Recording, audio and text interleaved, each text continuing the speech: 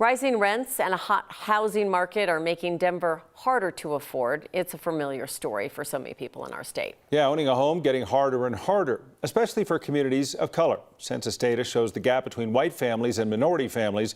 It's growing. And 9 News reporter Luis De Leon now takes a closer look.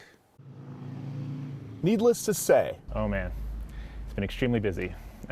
Busy for organizations that help people get into affordable housing. There has been a renewed focus, I would say. Jonathan Capelli is the executive director of the Neighborhood Development Collaborative, a coalition made up of a bunch of different organizations that provide rental and housing assistance programs. What I think a lot of folks traditionally thought as a problem for folks who were lower income and people of color became an issue for everyone. Still, data shows a gap between race and ethnicities in Colorado when it comes to home ownership. Numbers from the U.S. Census Bureau released this year found 68% of white Coloradans own their home, 52% for Hispanic or Latinos, 41% for Black or African Americans. Capelli believes in part that the gap stems from the increasing role family wealth plays. Basically, getting help from family members for a down payment on a home. You end up getting a situation where they don't have access to those same resources to compete effectively in this market. He also believes that across the board, the focus has shifted on providing affordable rent rather than access to home ownership.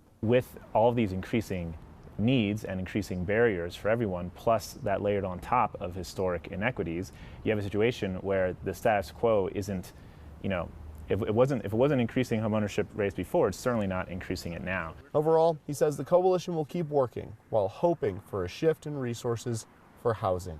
Luis De Leon, 9 News. Earlier this week, the Denver City Council passed legislation that looks to make sure that more affordable homes are being built. Properties with 10 or more units would need some affordable housing as well.